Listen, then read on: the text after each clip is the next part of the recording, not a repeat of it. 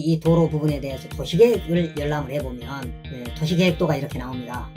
이 전체 도시계획 구역 내 도시계획도가 나오는데, 안녕하세요. DDR 부동산 연구원의 서영창입니다. 이번 사례는 부동산 용어 해설 지구단위 계획구역 내의 보차 혼용 통로는 모두 공로이다 라는 설명입니다. 구독, 좋아요, 알림 설정 해주시기 바랍니다. 자, 먼저 그림을 보시면 경매에 나온 이 도로가 보차 혼용 통로라는 걸 알 수 있을 것입니다. 지번을 보시면 윗부분은 553번지가 모번지고 아랫부분은 554번지가 모번지입니다. 원래 지구단위 계획으로 결정을 해서 상업용지로 분양을 하려고 했던 획지는 두 개입니다. 위에 553번지와 밑에 554번지.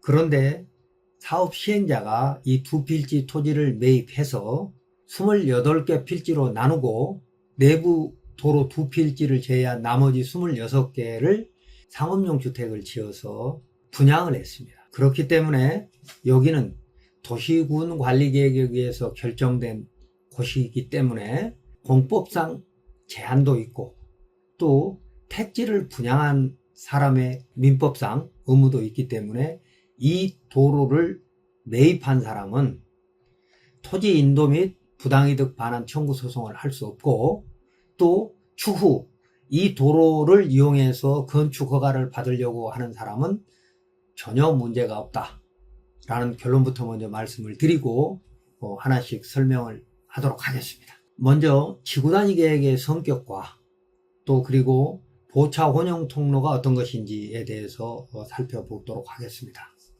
이곳은 이제 경매가 나온 곳인데 원래는 28필지, 그리고 두 필지 소유자가 사업을 시행하면서 편의상 내부 도로를 분할을 한 곳이거든요. 그러면 지금 현재 경매 나온 필지의 소재 지번을 토지이음 사이트에다가 넣어서 클릭을 하면 확인 도면이 뜨고 여기에 각종 규제 사항들이 뜨게 되는데 계획관리 지역이고 계획관리 지역이니까 지구단위 계획을 수립할 수 있었습니다. 당시에는 2종 지구단위 계획이었겠죠. 지역특화발전법에 의한 지구단위 계획이 수립이 됐는데 도시계획 시설 중 문화시설입니다. 그래서 기타 여러가지 규제에는 여러분이 필요하면 공부를 더 할 필요가 있을 것이고 여기서는 이제 보차 혼용 통로에 대한 설명이 필요한 곳이기 때문에 그 부분만 본다면 이 확인 도면의 오른쪽이 클릭을 해보면 이 도면이 확대되고 각종 법령에 대한 규제들이 이곳에 나오게 됩니다. 자, 그래서 여기는 이제 전부가 계획관리 지역이라는 걸 알 수 있을 것이고 지구단위 계획이라는 것도 알 수 있을 것입니다. 그리고 이제 중로 3류인 도로로 우아래 이제 553과 554가 나눠져 있고요. 그리고 이제 소하천, 건너편은 소하천이니까 이 소하천에 붙어 있는 이 주택들은 하천을 바라보고 또 남향으로 이렇게 주택을 지었기 때문에 여기가 사실상 가장 선호한 지역이었던 건 맞습니다. 그러나 이 도로가 없어진다면 이게 이제 가장 큰 또 문제가 될 수도 있겠죠. 그러나 앞서 말씀드린 대로 도로는 없어질 수도 없고 인허가에 전혀 지장이 없으니까 설명을 들어주시기 바랍니다. 도시계획시설, 문화시설로 이렇게 결정이 된 것이고요. 자, 그래서 554-16번지 이 도로 부분에 대해서 도시계획을 열람을 해보면 토지이음 사이트입니다. 여러분도 다 들어가서 보실 수 있는 거예요. 도시계획을 보면 도시계획도가 이렇게 나옵니다. 이 전체 도시계획 구역 내 도시계획도가 나오는데 확대해서 보면 이제 문제 도로는 보차 혼용 통로라는 표시가 이렇게 보이죠. 위에 있는 보차 혼용 통로는 별 문제가 없습니다만 아래에 있는 보차 혼용 통로는 약간 헷갈릴 수가 있습니다. 왜냐하면 이 26채 건축 허가는 건축법과 국토계획법에 의한 개발행위 허가에서 기반시설인 진입로를 확보해야 되는데 개발행위 허가는 건축 허가에 의제되기 때문에 이제 건축 허가만 말씀을 드린다면 이 건축물들은 이 도로에 도시계획시설 중로 3류에 붙어있는 이 도로들은 긴급시 피난 차량의 통행로인 접도 의무가 확보되어 있으니까 문제될 게 전혀 없으나 이 안쪽에 7필지 하나, 둘, 셋, 넷, 다섯, 여섯, 7필지는 도로에 공로에 접해 있지 않습니다. 그래서 만약 이 도로 소유자가, 그러니까 이 도로를 경락받은 사람이 이 도로를 막아버리면 건축허가 부서에서는 허가가 안 될 수 있다라고 생각할 수도 있으나, 도시계획구역 내에는 이미 건축법 2조 1항 11호 감옥의 국토계획법에서 신설고시된 도로로 여기가 돼 있으니까, 신설고시된 도로 있으니까 여기서부터 연결되는 부분은 이제 남옥의 지정도로로 볼 수 있고, 또 여기 보차 혼용 통로도 이미 공법상 제한이 있는 통로이기 때문에 증개축허가에 전혀 문제가 없지만, 여러분이 이제 헷갈리지 않아야 될 걸 2가지. 첫 번째는 보차 혼용 통로를 인터넷을 확인하거나 또는 국토교통부에 질의를 해보면 보차 혼용 통로는 공로이므로 사용락이 필요 없다라고 해석을 합니다. 근데 그것도 조금 미흡한 해석인 게 어떤 거냐면, 보차 혼용 통로가 크게 나누면 2가지가 있습니다. 하나는 이곳처럼 이미 내부에 지구단위 계획구역 내 내부 토지를 모두 사업 시행자가 수용을 해가지고 도로를 만들고, 그러니까 도시계획 시설 안에 필요한 시설들을 다 만들고 나머지를 분양을 한 상태에서 이런 도로들이 이미 공사가 완료돼서 준공이 된 상태인 곳과 준공이 되지 않은 상태의 보차 혼용 통로는 성격이 크게 다를 수 있습니다. 이것처럼 준공이 된 곳은 건축법과 개발행위 허가에서 전혀 문제가 되지 않고, 또 대법원 전원합의체 판결에 2016-264556 2019년 1월 24일 날 전원합의체 판결에 보면 73년부터 이렇게 개설된 이 내외부 도로는, 그러니까 중로 3류인 공로까지 연결되는 내외부 도로는 이 소유자도 배타적 사용 수익권을 행사할 수 없다라고 지난 50년 동안 대법원이 일관되게 판결하고 있는 겁니다. 이론이 없습니다. 자, 그렇다면 이 도로 소유자의 민법상 소유권도 제한되고, 그러니까 배타적 사용권을 행사할 수 없으니까 막을 권리가 없다는 겁니다. 그리고 사용료를 청구할 수도 없다라고 대법원은 해석하고 있지만, 이 경우에는 사용료 청구 문제는 별도로 하지만, 본인이 지금 현 소유자가 만약에 소유자가 바뀌었다면 말입니다. 현 소유자가 경락받은 금액의 범위 내에서 판단을 해야지 주변 토지 시세에 대한 사용료 청구를 할 수는 없는 것이죠.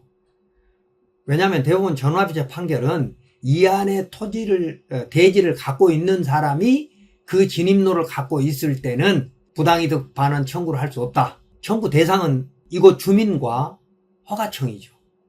그러니까 지자체가 이걸 도로로 판단해서 허가를 해줬으니까 그걸 점유 사용으로 보고 지자체한테도 부당이득 반환 청구를 할 수 있다라고 하는 대법원 판례도 있습니다만, 이 사례는 그것도 적용되지 않는 겁니다.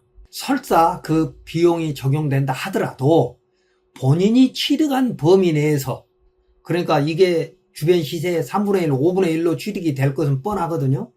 그 금액의 범위 내에서 이용가치를 가상해가지고 사용료가 결정되기 때문에 불가 매푸는 하지 않습니다. 아무튼 그래서 증개축허가 때는 전혀 문제가 없으니까 재산권 침해도 없고, 원칙적으로 부당이득 반환 청구 대상도 아닐 뿐만 아니라 나중에 이건 또 기존의 판례와 다른 부분이기 때문에 다른 판결이 나온다 하더라도 그 비용은 아주 적을 거라는 생각에서 설명을 들어주시면, 이런 해석이 있을 수 있었던 것은 이제 먼저 국토계획법에 보면 지구단위 계획구역이 나옵니다. 49조에서 54조 5조까지 지구단위 계획이라는 게 나오는데, 지구단위 계획은 개발행위 허가에서 규정하고 있는 면적 이상이거나 또 개발행위 허가에서는 기반시설을 충분히 확보하지 못하기 때문에 지구단위 계획을 통해서 기반시설을 더 확보할 수 있는, 이제 그렇게, 그리고 뭐 주변 경관이라든지 여러 가지 우리가 헌법 122조의 국토 효율적 이용을 달성하기 위한 여러 가지 규제를 할 수 있게 하기 위해서 그 하나의 방법으로 지구단위 계획이라는 게 있는 거거든요. 자, 그래서 지구단위 계획은 다음 사항을 고려해야 된다. 그래서 이런 내용들이 있는데, 이 지구단위 계획은 도시관리계획이기 때문에 우리 토지 소유자의 행위 제한을 직접 할 수 있는 거죠. 그러니까 우리한테 직접적인 불이익이 있을 수 있는 것이나 지구단위 계획을 위반하는 것은 지자체장이고 결정하는 것은 지자체장 또는 광역지자체장입니다. 그러면 지구단위계획도 이런 행정계획은 계량행위이기 때문에 허가권자가 마음대로 할 수 있다라고 판단할 수도 있지만 그 재량권이 무한대는 아니라는 거죠. 그래서 지구단위 수립을 하기 위한 법률적 기준이 있습니다. 지구단위 수립에 대한 법률적 기준.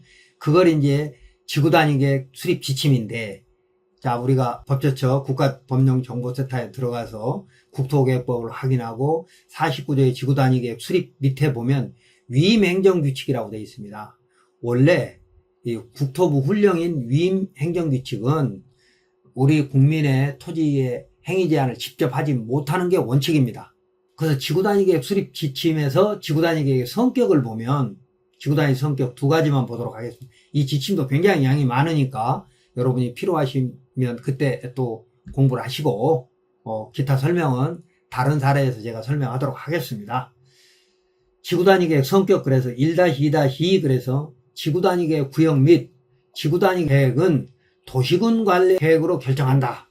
그러니까 지구단위계획은 도시군 관리 계획이다 그 말입니다. 그러니까 이 지구단위계획 내에서 결정된 모든 내용들은 모든 사항들은 도시군 관리 계획으로서 우리 토지에 행위 제한을 할 수 있다 그 말이죠. 그러니까 기타 시설로 도시계획 시설 중 기타 시설로 보차 혼용 통로로 지정된 곳은 이미 국토계획법과 지구단위계획 수립 지침에 의해서 도시관리계획에 의한 행위 제한이 있는 곳이다.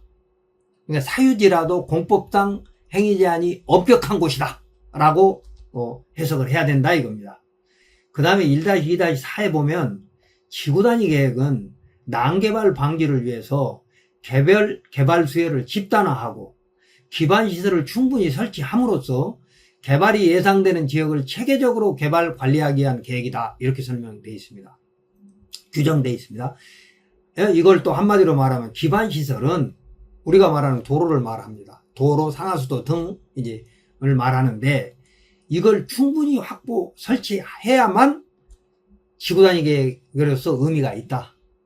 그러니까 한마디로 말하면 이런 거죠. 지구단위계획구역 내에는 맹지가 있을 수 없다.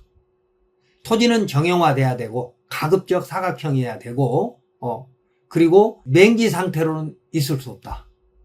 그런데 인터넷에서 이렇게 잘못 해석되는 건 어떤 부분이냐. 개발제한구역에 해제돼서 일종일반 주거지역이 됐거나 비도시가 도시지역으로 용도지역이 상향됐을 때는 그 토지를 전부 수용해가지고 또는 협의 취득해가지고 지구단위 결정을 받아서 토목공사까지 완료된 상태의 긴급차량의 통행로가 확보된 상태의 보차 혼용 통로와 그렇지 않은 보차 혼용 통로는 달리 해석을 해야 되기 때문에 지자체도 어쩔 수 없는 거죠. 그러니까 지구단위 계획구역으로 지정만 해놓은 것은 공사가 완료되지 않았으면 긴급차량의 통행로가 없으면 건축허가 못 해주는 거죠. 그래서 여러분이 그런 부분을 헷갈리시지 않아야 될 것이고 어쨌든 이곳은 전부 수용돼 가지고 도시계획시설 도로가 만들어지고 또 그 도로에 연결돼서 내부 도로를 보차 혼용 통로로 만든 곳이기 때문에 이 보차 혼용 통로는 공로인 것도 맞고 건축허가에는 전혀 지장이 없는 것입니다. 다만 이걸 이제 못 모르고 토지를 취득한 사람은 그럼 어떻게 해야 되느냐. 아까 말씀드린 대로 그 안에 토지를 갖고 있는 사람이 이 도로도 갖고 있다면 당연히 부당이득 반환 청구를 못합니다. 그러나 도로만을 갖고 있다라고 한다면 부당이득 반환을 청구할 수도 있을지도 모르니까 그건 나중 문제고, 그리고 그렇다 하더라도 본인은 취득가액 내의 범위에서 판단을 해야 된다고 대법원이 유권 해석을 하고 있으므로 공익사업을 위한 토지의 취득 및 보상에 관한 법률 시행규칙 토지보상법 26조를 보면 도로 부지에 대한 평가에 대한 내용이 나옵니다. 사도법에 의한 사도, 사실상 사도 부지, 그리고 기타 유사한 이런 설명들이 있는데 이것은 이제 나중에 필요할 때 보시면 될 것이고, 이제 이 사례를 보면 이런 문제가 발생할 수밖에 없었던 이유가 원래 큰 필지로 분양해서 큰 상업시설을 유치하려고 사업시행자가 사업계획을 수립했는데 어떤 사업시행자가 와서 여기에 거리를 세비뉴라고 하는 그 커피 거리를 만들겠다라고 하니까 이 전체 사업에 이 지구단위 계획구역의 사업에